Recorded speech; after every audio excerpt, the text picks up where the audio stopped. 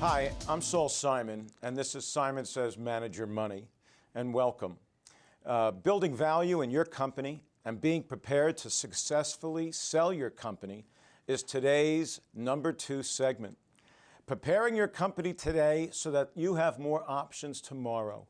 Steve Goldberg is the managing partner of Sun Mergers and Acquisitions and Sun Business Valuations, specializing in the sale, merger, and valuation of privately held small and mid-market companies. Steve has been specializing helping hundreds of business owners to achieve their exit strategy goals since 1985.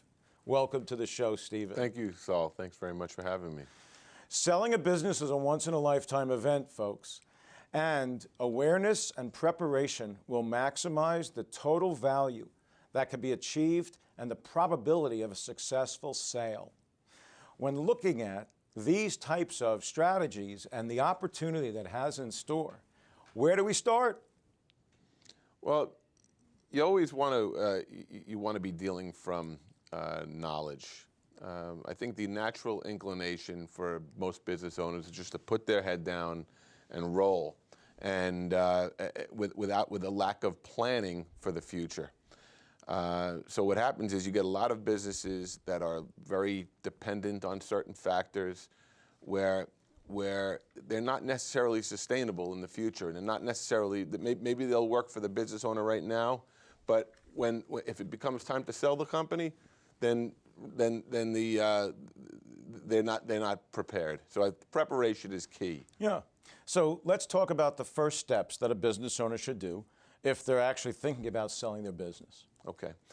First thing that someone should do if they're thinking about selling their business right now is to get a realistic sense as to what's achievable if they were going to sell their business. You know, the last thing you want to do is go forward with a sale process if your goals cannot be achieved. So all it could do is lead to wasting time, wasting focus, jeopardizing confidentiality. So the first thing you want to do is to get a sense of value. What's likely to be attainable from a valuation standpoint? What are the likely terms? What can you anticipate from cash down, notes? Will there be an earn-out as part of the transaction? Will the cash that you're going to get after paying taxes provide you with the financial security that you need to move forward? And in order to really assess the value, you need to have the right team in your corner. You need to have the right investment advisor. You need to have the right merger and acquisition professional who can also help you with business valuation. You need to have the right M&A attorney that can be part of your team, CPA that could be involved with the due diligence process. You don't want to go about something like this important on your own without the right professionals that have your back. You know, it's very often you say that because the business could be 75+% of someone's net worth, and they've never done this before. And very often they think they can do this by themselves, or they wing it, and you don't get a second shot. Right. Let's talk about business valuations. Okay. What are the benefits of actually pursuing a business evaluation just to have a business evaluation? It's a good point when you say just, because there are reasons that people must have business valuations.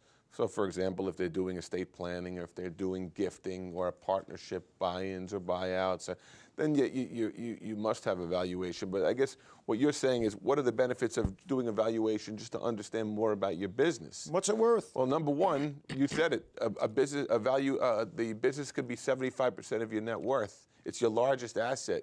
Isn't it kind of ridiculous not to understand what that business is worth, considering it is 75% of your net worth? That's right. So it's something that everyone should have. It allows one to make a much more informed decision as to what the right timing is, because now they have a better sense as to what the realistic value is. But it also allows you to keep score from year to year, because now you see, hey, am I building value in my company each year? Is value going down? What are the things that are hurting and helping value?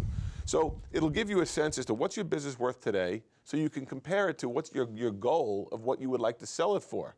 If you've achieved your goal, perhaps the time to market it is now. Or you may need to do certain things to close that or bridge that gap.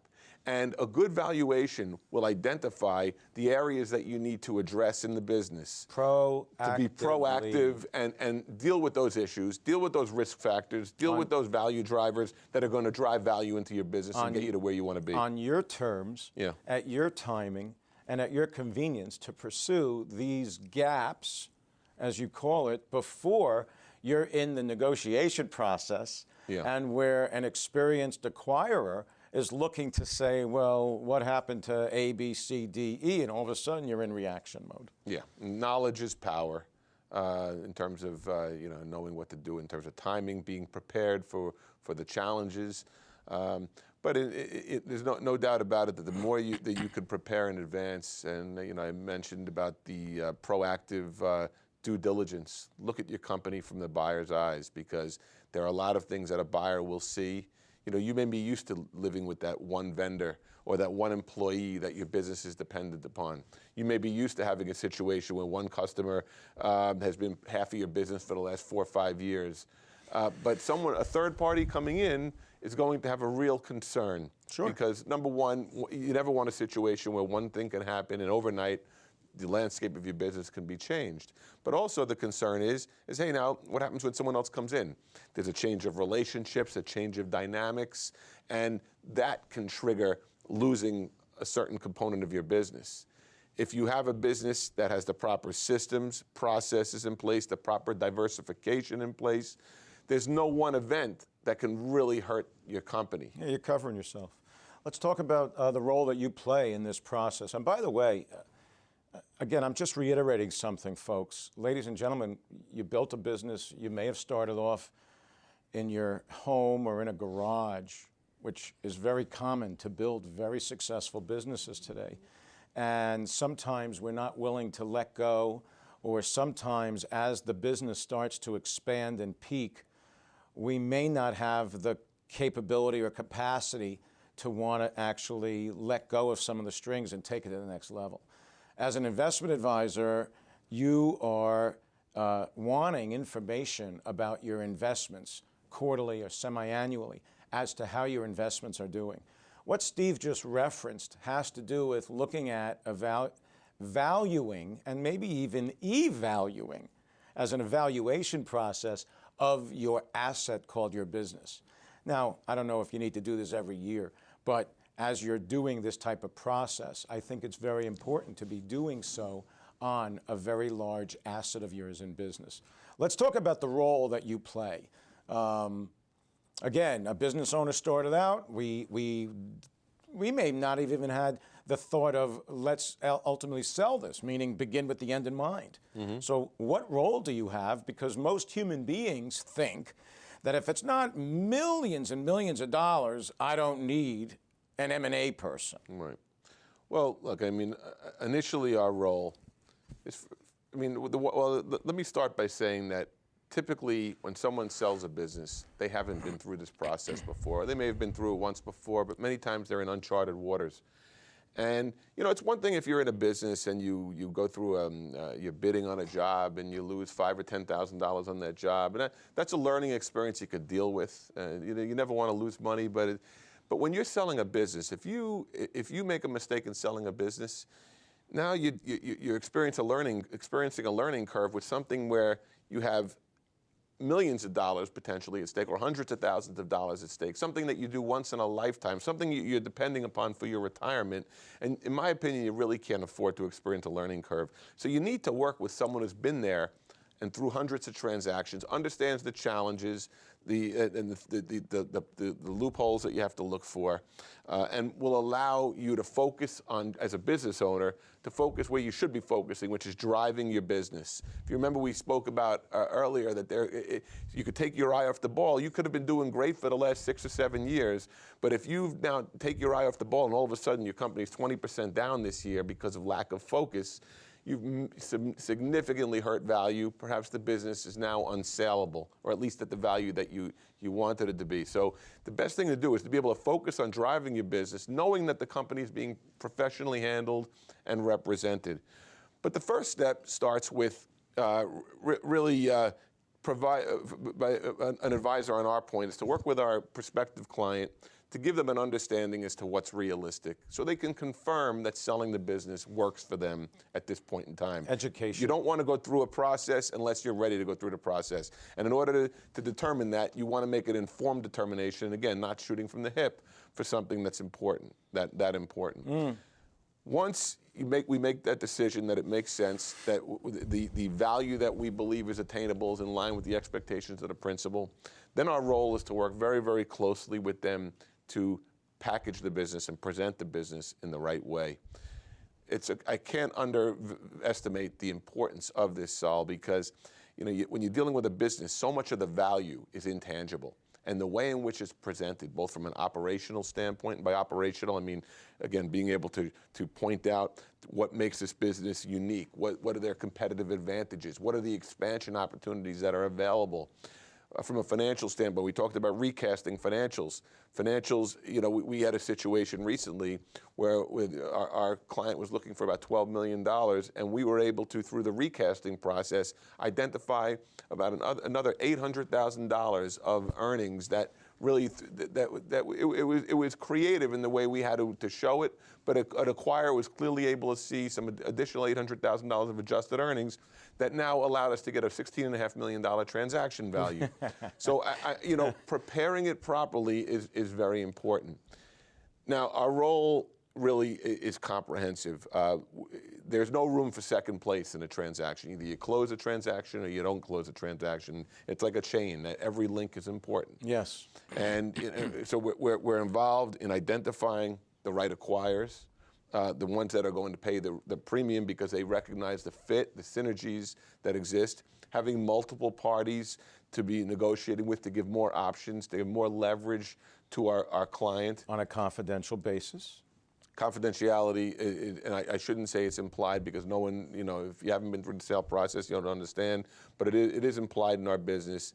It's very important to keep things confidential, and everything that we do is confidential. It's very difficult for a business owner handling the sale of their own company to maintain the confidentiality that's required. Sure. All of our processes are geared towards keeping things confidential. I mean, the last thing you want is word on the street. Yeah, no question. That we're either interested in selling, or maybe there's some medical problems or issues. Right. Where there could be some sort of what's the word? A forced sale. Some sort of a fire sale. No, it's got to be confidential. Right. Let me let's take a break, and we'll be right back with Steve Goldberg. Thank you.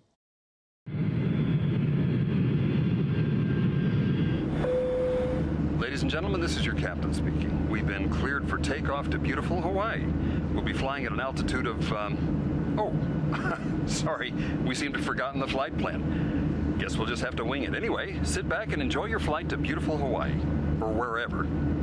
Don't let a lack of planning keep you from reaching your dreams. Visit the Nonprofit Financial Planning Association today at plannersearch.org. Hi, welcome back. I'm Saul Simon, and this is Simon Says Manage Your Money. Today we're talking about building value in your company and being prepared to successfully sell your company. This is your largest asset. I don't want you to wing this. Maybe you'll be selling this for one time and one time only. And very often, 75, 80% of this particular business asset makes up your net worth. You review your investments on a quarterly, semi-annual basis. You want to look at your business. You want to value that also. I have as my guest today Steve Goldberg. Steve Goldberg is the managing partner of Sun Mergers and Acquisitions and also Sun Business Valuations. He specializes in the sale, merger, and valuation of privately held and mid-market companies. So welcome back, Steve. Thank you, Saul. So, we were talking about the packaging, the selling of a business. Let's talk about business valuations. What are some of the reasons that someone would look to actually value their business today? There are a lot of reasons people look to value their company. We've been talking about merger and acquisition or business sale consideration, and certainly to get a better understanding of the value of their company, to make more informed decisions is one. But we do a lot of our valuation firm, we do a lot of valuations for gifting purposes. Many times there's generational transfers. and you need, the IRS requires a third-party valuation, or if it's not a requirement, it's prudent. It's prudent to have a third-party valuation to substantiate the value of the gifting that's been done. There are a number of valuations we're asked to do for shareholder buy-in, shareholder buyout, or unfortunately partnership disputes, or another form of partnership dispute is a marital dispute or divorce.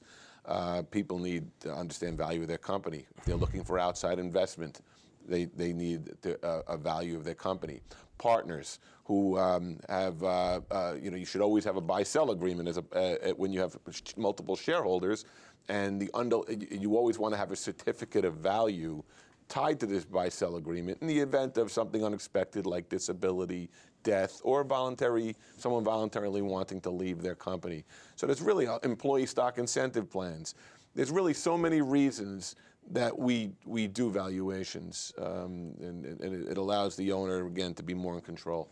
You touched upon many different subjects, and very often business owners are so busy, we human beings are so busy taking care of our families and our children, and then taking care of and running our businesses that, the old story, a shoemaker's not taking care of his or her own shoes. Tell me the process. Tell me the process as to how do you go about doing an evaluation or a valuation of a business? Well, in valuing a company, we really look at everything. It's not just looking at a few financials. We take a look at, we'll look at the historical financials of the company. We'll tend to look at 3-4 years of historical financials. We'll look at the current earnings of the company. We'll even take a look at the future earnings or the forecasted earnings for the current period. We go through any adjustments that have to be made to the financials. We also take a look at the operational factors that tend to drive value, the risk factors, the value drivers, the intangibles, and we go through a very detailed management questionnaire to go make sure we capture all of the operational factors that drive value, because it's far from just numbers. There's a lot of operational factors that influence the value of a company. We'll take a look at the industry. What are the trends in the industry? What are the risk factors associated with the industry? Of course, the balance sheet also plays a role. We'll go through the balance sheet. What are the assets that are included? What are the liabilities? And we'll look at all the risk factors of the company. Now, once we do that, we take what I call those are the inputs. Then what we do is we'll value the company using multiple methodologies. Certain methodologies are income-driven methodologies, certain are asset-driven, certain are market-driven, meaning related to what the value of other companies that previously sold and how it relates to the company that we're valuing. So we'll typically use, for the earnings-driven methodologies, we'll use a weighted average earnings of the most recent few years' earnings and the current earnings. Yeah. And again, we'll typically value the company using anywhere from 4 to 6 different valuation methodologies, as it adds credibility to our valuations when we're using a number of different methodologies. But we're also very focused on making sure that the valuation clearly explains how we arrived at that value, to be able to substantiate it in the event it's ever challenged by one of the shareholders, if it's ever challenged by the IRS, if it's ever challenged by an ex-wife, a spouse or an ex-wife. It's very important that everything is documented and there's a clear understanding as to how it was arrived at. Tell me about timing. How often should a businessman, woman have their business valued?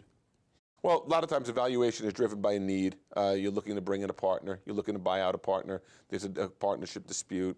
You're looking to set up an employee stock incentive plan. You want to gift some shares. That's a need. So that will be driven by the need.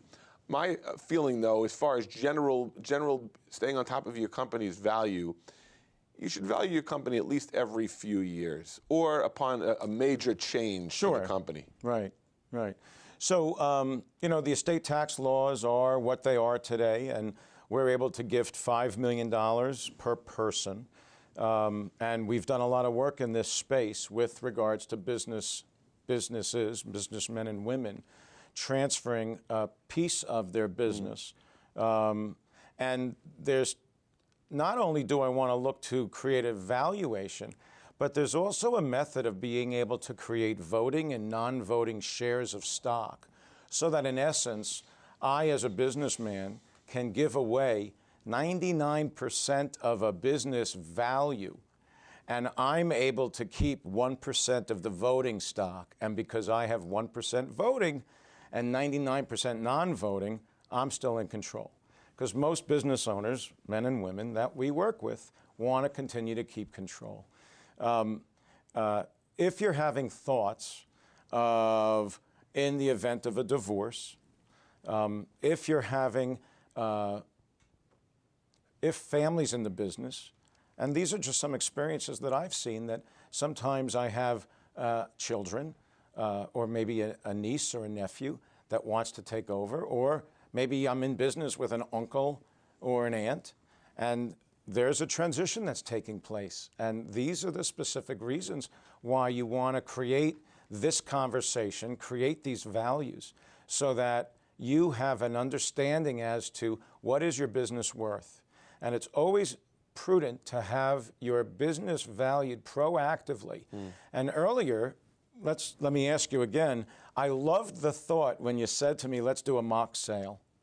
You mean the mock due diligence? A mock due diligence, sorry. No, a mock due diligence, because what you're now doing is, if it was going to be a real play in the sale, you're now proactively seeing what is it that the business acquirer is wanting of you. Yes, you don't want to be under the gun reacting when the buyer's really there, and it's easier to address any issues, if you've on your own time, right, rather than when the business is under such close scrutiny. Yeah. But getting back, one thing I wanted to mention about the valuation and the gifting is, if you don't put a value on the company when you're doing some of these giftings and strategies, the IRS will, if ever challenged.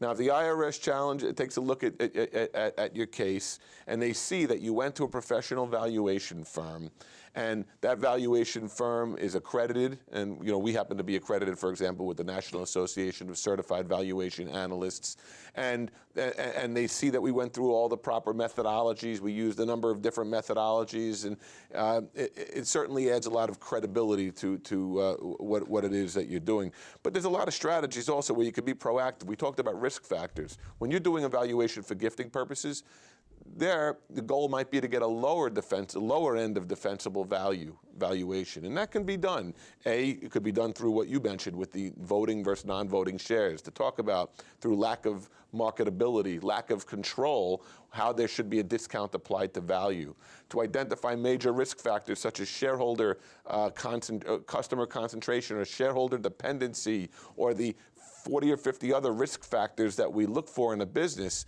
where, hey, even though the past earnings were pretty solid, that there are a lot of underlying waves and risks inherent in the business that could significantly impact the future growth or earnings of the company. And this can be translated into a lower valuation that can be used to achieve your gifting goals. The goals, yeah. So it's very important when we're doing evaluation.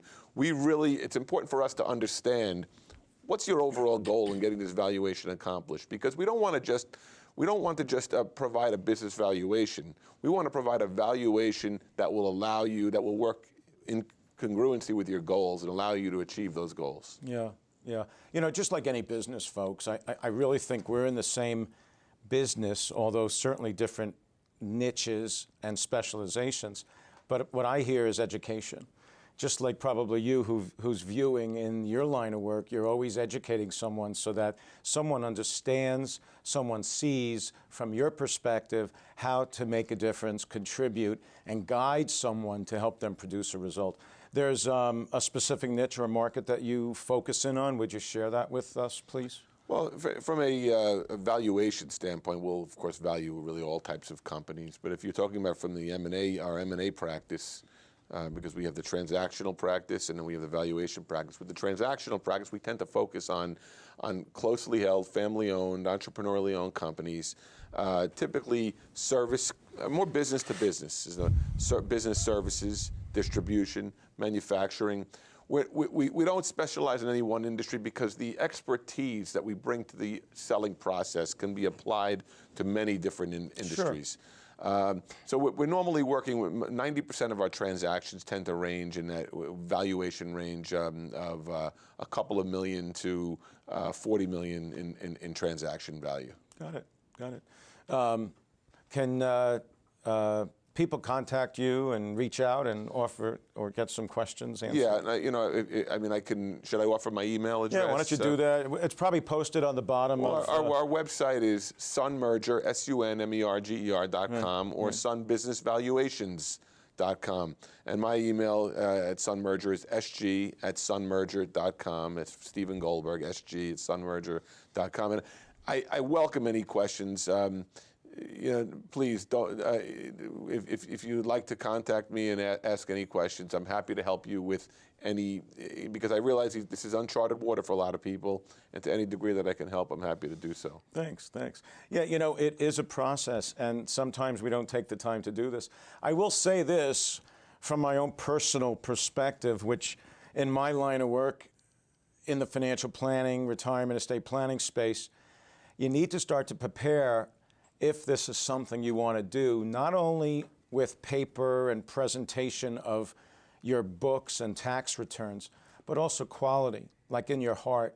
Have those charitable, have those passions like golf or gardening or charity types of work that will free up your time, because this job, this business that you've had for all these years was your life, is your life. It's another child, another baby.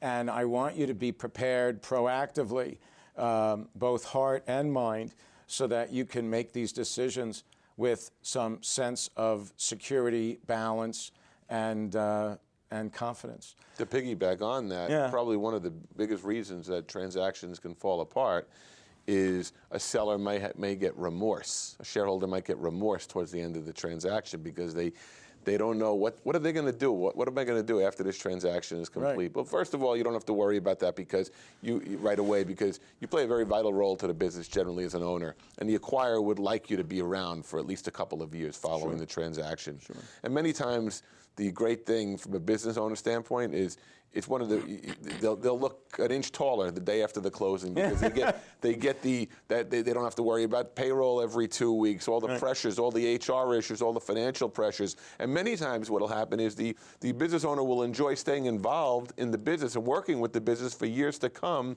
but be able to focus their energies on what they enjoy the most, what they feel they're best at, without being distracted by all these outside pressures. Folks, that's a wrap. You did great. Thank you very much for helping. Have a wonderful day. Best of luck. Go get your business valued, and stay in touch if you need us. I'm Saul Simon. Have a wonderful day.